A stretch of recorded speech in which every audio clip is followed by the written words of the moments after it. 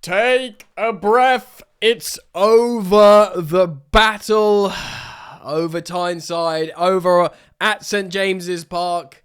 The spoils are shared 2-2, and my word, mate, for an early kickoff. I say away from home, it doesn't really matter, does it? An early kickoff, was that an insanely mental game? Very much a game of two halves. 2 early goals for Newcastle in the first half, Chelsea coming back in the second. A very evenly matched game. Some good performances, some bad performances, some lucky moments, I must say, and an assist for Robert Sanchez, who, I'll get it in early, has more Premier League assists this season than Florian Wirtz of Liverpool and 130 million transfer fame. Welcome back to Football Therapy. We're going to try and pick the bones out of this game, an insanely mental game. Reece James scoring a worldie of a free kick, Joao Pedro scoring a good goal, much needed. Anthony Gordon somehow in that first half turning into prime Gareth Bale against us. What did we do to hurt Anthony Gordon is my question, because my word. And Nick Voltemada getting 2 goals. A player that, it's funny, isn't it? Because Newcastle's primary 2 striker targets for a long time were Liam Delap, of course, the 30 million buyout clause, and indeed Joao Pedro. Of course, both players ended up at Chelsea. And I tell you what, I've liked the look of Nick Voltemada, a player that Chelsea have looked at before. You'll go back on the channel, you'll see pieces of content that I've done on him when we were linked in transfer windows. But welcome back, guys. Like I said, not the end of the world. I watched it on TNT Sports, of course, and had Ali McCoist on the commentary, and he said something really, made a good point, I think. He said, of course, they won midweek, but their last Premier League performance, they went over Wearside and they lost in the derby against Sunderland. But the biggest sort of takeaway from that game is they just didn't turn up. They had no up and at 'em. They had no high octane, high pressure football. So it's almost like, right, we're going home. We're going to show the fans, we owe it to them, basically. And they absolutely jumped on Chelsea. We're going to talk about that. In a world where we have been praising certain personnel in the back line, let's say most notably Fofana and Chalobah for their partnership, and Gusto lately, I'd say all 3 of them had big problems here. Fofana was culpable for the first goal, and Gusto got bullied on the post and actually had a poor game all round. Chalobah, while I think of it now, stone wall penalty. Chalobah was it on Gordon? Look. For me, it was a stone wall. I know the commentary team on TNT Sports would be like, yeah, well, it's a penalty. You had Joe Cole, who's like on sort of co-coms, chiming in going, well, yeah, I think we got away with one there. That was a penalty. So none of them again, I find myself feeling sorry for the Chelsea goalkeeper, Rob Sanchez, who is like having a remontada of a season for me, at least winning back my favour, mate. Got an assist. Incredible scenes. I'm going to get into it. Guys, welcome back. Thank you for joining me. Thank you, as always, for supporting my content here on Football Therapy. Please do consider, jumping on the hype train by leaving those hype points, but also liking and subscribing if you're watching me on YouTube. Of course, I'm going to present to you some of the graphics and data from SofaScore. So thank you for, supporting me. It's great. I do appreciate it. I'm very, very grateful. So thank you for liking and subscribing. And of course, worth mentioning to all of you now that these daily uploads are available on all podcast platforms. So if you're listening on there, or if you're intending to listen, please do follow and 5-star rate me, the Football Therapy Podcast. Just search that. I'm grateful for that support as well. Right, let's get into it. So I don't want to pat myself on the back too much like I've been doing recently, but I called exactly this starting lineup. I said Enzo Fernandez will be on the bench to accommodate Palmer, flanked by Garnacho and Neto behind Joao Pedro. I said Reece James would be in the midfield with Moises, and that same back 5, including the goalkeeper. Though they've got injuries, Newcastle, Lewis Hall spawned and was available, and I actually think it had a really good game. That whole left-hand side caused big issues for us. At least the left-hand side of Hall, Gordon, and of course Voltemada in midfield. If you look at this graphic, I'm showing you the SofaScore. The Tonali and Bruno Guimaraes got okay 7 ratings, green, which is positive. 7.5 and Reece James with 7.5, for Caicedo, and Reece James with an 8.1, winning player of the match on SofaScore. for all these, Jacob Ramsey didn't get much. He got 6.5. But for all these high ratings of midfielders, this game did not feel like the game was being played in the midfield. It felt like it was just up and down and all over the gaff, mate. Yeah? Before I sort of pick the bones out of exactly what happened, just sort of like, this is okay, I think. They've got a really good record at home. They've been poor this season. They would have seen, this is a really good opportunity to put in a good performance and beat Chelsea, who are sort of in a bit of a wobble in December. I know we had a couple of wins, Everton and Cardiff, but we've not really looked like totally back. This was an excellent second half from Chelsea. But going away on an early kickoff to St James's Park and getting a point, against a Champions League team. I know they're wobbly form, but all things considered, you still look at, Miley and Thiaw, and share in the back line with Lewis Hall. It's good. They've still got a really strong midfielder. They're missing Joao Linton, but Ramsey in there. A front three that they did, and the players they brought off the bench. They brought off Johan Visser, scored his first goal. He's a £60 million striker. Anthony Elanga, of course, is very, very good. Harvey Barnes has been very good. And then, of course, they brought Willock on, which... he's fine. He's a serviceable player. Interesting, Maresca only made 2 substitutions, but looking at what was available to him, it kind of makes sense. He brought on Enzo Fernandez and Andre Santos. You could have brought on loads of different defenders. He had 1, 2, 3, 4, 5 defenders on the bench. The only other 2 attackers he had was Mark Gu, which I kind of get him not coming on in this game, especially when Joao Pedro scored, and Facundo Buonanotte, which, by the way, he was about to bring on, and my heart sank. No offense to Buonanotte, I'm sure he's a talent, but he's not like he's been, tearing it up against high-level opposition, which Newcastle are, in that atmosphere. But actually, as soon as we scored the equaliser, he sat back down, and we sort of continued as we were going, basically. Bearing in mind, players to be available in the next game, I think, are the likes of Estevao, Dario Asugo, and Liam Delap to return, which will be massive. So yes, for those of you looking at the video, I'm showing you the attacking momentum meter on the top left of your screen, or the left side of your screen here. The first half was pretty much dominated by... We started the opening minutes, even up to their really early goal, and just after, we did some really nice flicks and interchangeable interplay in their final third, and actually looked quite nice.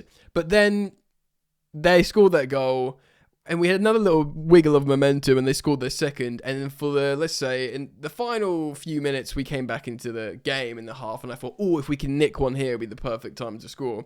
Of course, the second perfect time to score was the beginning of the second half, where we did. But ultimately, the biggest problem, guys, is they beat the so-and-so out of us in that first half. We got absolutely bullied. Malo Gusto got stepped on completely.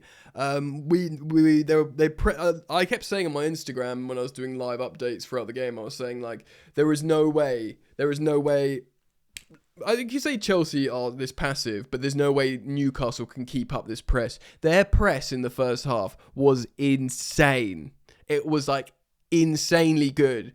It's almost like it was we need to apologise for that performance against rival Sunderland and just stamp on Chelsea as quick as possible. And oh my word, they came out and they did that, mate. They absolutely slapped us up, and bullied is the word. And I hate Chelsea being bullied physically.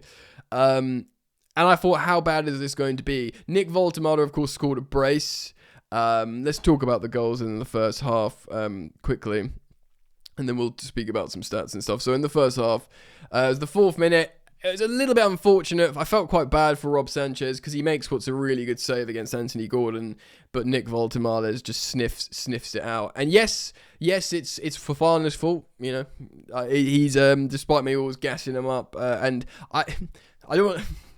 Yeah, I get it. The reason why he lost the ball is because he took a risk and he made an error, basically. I like how he doesn't play the percentages. That's why I sort of kind of like his style and profile as a player, as he sort of does these little extra things and takes the risk, and that's what makes him a potentially really high value attacking centre-back. But what he done there was just a dumb mistake, and it was totally on him. I do think as well, the first goal doesn't look great on Malo Gusto. I mean, he's by far our lowest rated player and the lowest rated player on the pitch here. He was given a 5.8. Of course, we had some 6.1s in Garnacho and Fofana. think it's a little bit harsh on Garnacho. I'm definitely going to have some words on him. But yeah, Sanchez makes a great save, and it comes out to Voltemada. Sanchez gets, I think there was a foul that was conceded because Sanchez immediately gets booked for shouting at the referee, runs out of his goal and like berates the referee. I can't remember who got fouled, but I think it might have been Palmer. He seemed to think like the play shouldn't have gone on, and now they've gone to score. They do score a good goal in the 20th minute. Voltemada's second, and ultimately Newcastle's last. So 20 minutes in, they're 2-0 up with an amazing atmosphere, and I'm thinking, oh my God, we're getting bullied. This is going to be 4 or 5-0 or something. That's why I'm not too miserable, because they showed some cojones, the boys. But that was a little bit more of a better goal. Anthony Gordon, like I said, who was playing, for me, like prime Gareth Bale, putting a beautiful cross. Voltemada breaks the centre-backs and finishes. It is tricky because Joe Cole on the TNT commentary highlighted the fact how it was a poor defensive line from Chelsea. I mean, you could say a couple of them could have stepped up a bit more and it would have been offside, but you can criticise every goal. I do think it was the defensive line wasn't as disciplined. The offside trap wasn't as disciplined as perhaps it should be. They will analyse that. But, you've got to give credit to the two men who combined, in Gordon and Voltemada, who had like a great game. Garnacho does a foul that's kind of dark yellow. It's not a red card, but it's a bit nasty. It's definitely a yellow. And it's half time. Gusto gets booked as well for an argument. And let's look at the first half stats, just to make ourselves feel a little bit sad. So in the first half, they had nearly 2 XG, 1.97, 2 goals. Makes sense. We had 2.4, probably in the opening 5 minutes when we had a good little interplay. Six big chances to our 0. So of course they will feel two things, Newcastle and the Newcastle fans. They will feel like, wow, we really should have capitalised off that completely dominant first half. And they'll be thinking, why the hell did we not get a penalty for that Chalobah challenge on Anthony Gordon? We still managed 4 shots to their 7 somehow. And Rob Sanchez made 3 saves to Ramsdale's 0. He wasn't tested at all, and they had 4 corners to our 0. Right, but let's look at the second half, because I have a feeling we will be dominant. Yeah, we did. So they only had 0.29 XG. So we only had 1.02. So it was actually good finishing from Chelsea, but we didn't create enough chances. It was one big chance apiece. We had 9 shots to their 4. 4 corners to their 2, so we were the dominating team. And then, of course, in the second half, we had 56% of the ball in the second half. And in the first, let me remind myself, it was 50-50 in the first half, and then we edged it with 56. So they only had 44% possession at home. And of course, the second half was taken lift off with Reece James with that amazing free kick in the 49th minute. So before it even hits 50 minutes, you think, right, this is what we need.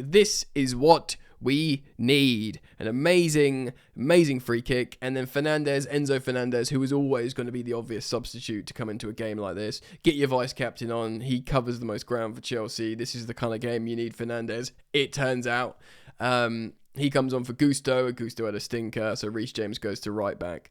And then, yeah, man, come off the hour, come off the man. And who am I talking about? Am I talking about Sanchez or Joao Pedro? To be fair, it is a long pass from Sanchez. It's good, it's intelligent, but the work from Joao Pedro is magnificent. And for all the criticism he's been deservedly getting, you have to praise such excellent work, the way he heads it over the player. This is such a tough game to analyse, guys, because so much happened. So many penalty appeals, so many little brilliant moments, so many, like, even when we were getting touched up in the first half, there was little like moments of interplay from Chelsea, and like even Gusto before he started stinking the gaff out, but Neto doing flicks, Garnacho letting the ball run, and Palmer getting on it a little bit and tried an audacious finish really early on in like the opening 2 minutes. Like, there was so much to try and pick the bones out of this game. It's really, really difficult, and I'm mindful that I'm probably missing lots. So I just want to say that generally. Yeah, man. So, okay, just overall, I just want to see who had more shots. Yeah, we had more shots than overall, even though they created way more big chances. Broadly, though, it was in the first half. We still had more total shots than them. and slightly more of the ball. So it was kind of a very even game. No one, I mean, you could say either team deserved it. You wouldn't begrudge either team winning it, but it probably felt quite even, I think. So yes, at that point, Joao Pedro scores the equaliser in the 66th minute. And if you look at the attacking momentum meter in the second half, it's all Chelsea, man. There was a few minutes after the goal when we're like all over them. They do come back into it, maybe what's that, friggin' 75-minute mark, and then we come back into it and have loads of pressure. They had the first half, we had the second half. We had a little bit of pressure in the first half, they had a little bit of pressure in the second half. It was very, very even.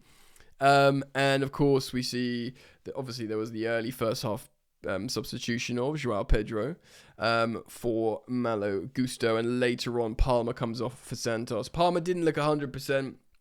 We nearly saw Facundo Buonanotte come on, which I really think would have been I would have loved to have been proven wrong in this, but I really think perhaps would have been an incorrect game for him. But at the same time, looking at the substitutes bench, I kind of understand. Right, so let's look at these player performances then. Rob Sanchez in goal, I think, deserves all the praise. He got a yellow for, berating the ref, which I actually quite like, because he's just like, he's becoming a bit of a leader and sort of, voicing his displeasure a lot. We got so many bookings, which is just absolutely, this Chelsea team personified. They're young players, they get bookings all the time, How many players did get booked? So Santos got booked off the bench. The manager got booked.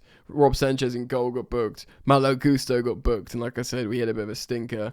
Moises Caicedo got booked. Alejandro Garnacho got booked for that nasty challenge. And Joao Pedro got booked for a professional foul. Should we count them up? Manager 1, Santos 2, 3, 4, 5, 6, 7 yellow cards. And of course, if they deemed that final action from Reece James and Harvey Barnes a penalty when he was pulling him at last man, that would have been a red card. And I did think, oh my God. So when we got away with that, because it was a slight tug, and they could have been like, yeah, you're pulling him in the box, final man, Reece James sent off, red card.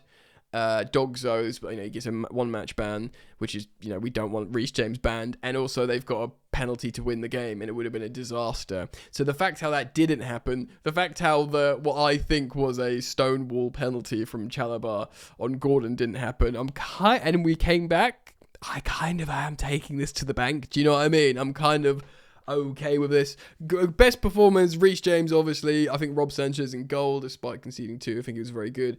Caicedo was great. He looked much more like himself, I think. Joao Pedro, I've got to give props for scoring the goal. Pedro Neto's got a 6.6 rating here. I think all the back line were bad, and I include Marc Cucurella in that. Trev Chalobah is maybe a bit harsh.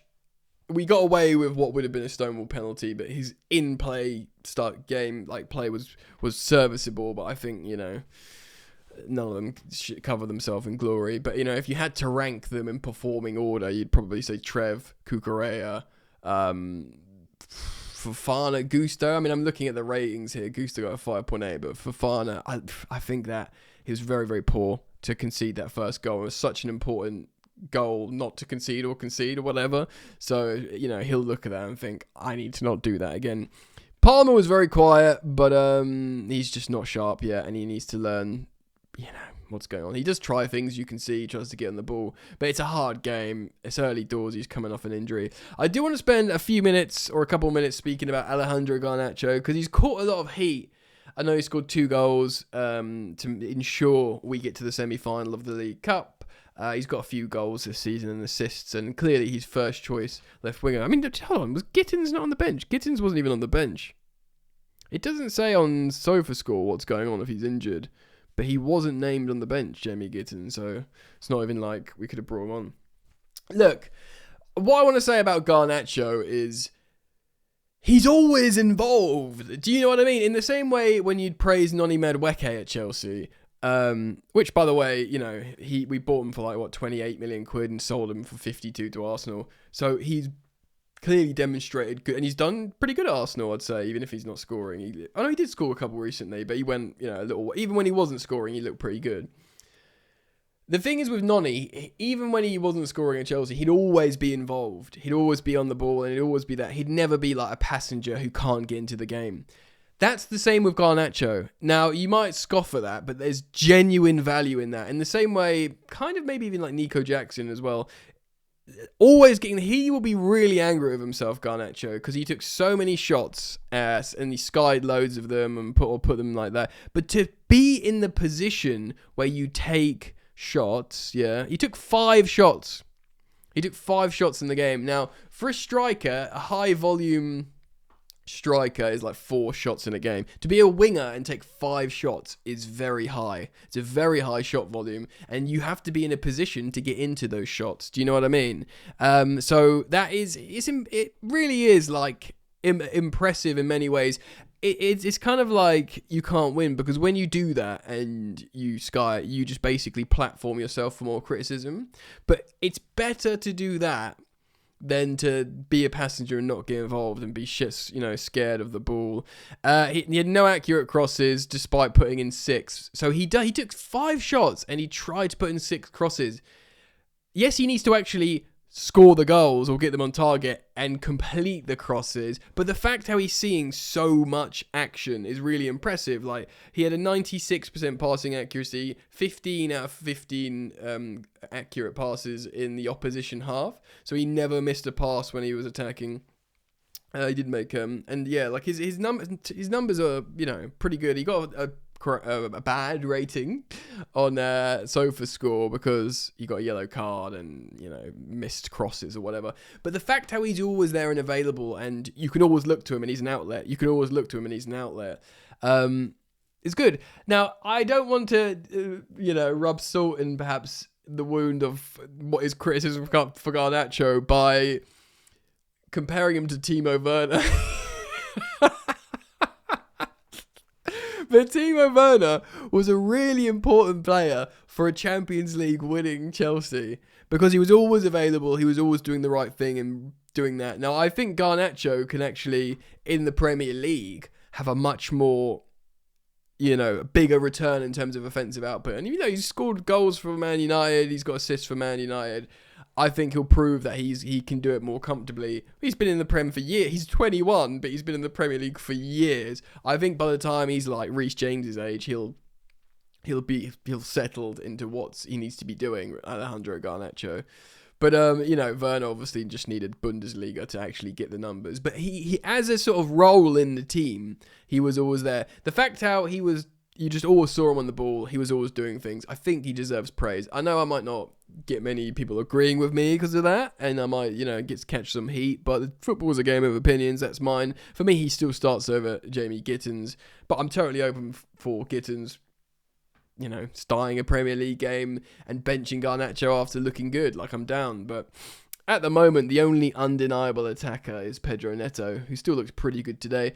Despite Joao Pedro's goal, I'm very pleased for him. But, if Delap's ready for the next game, I'm still probably starting Delap over him.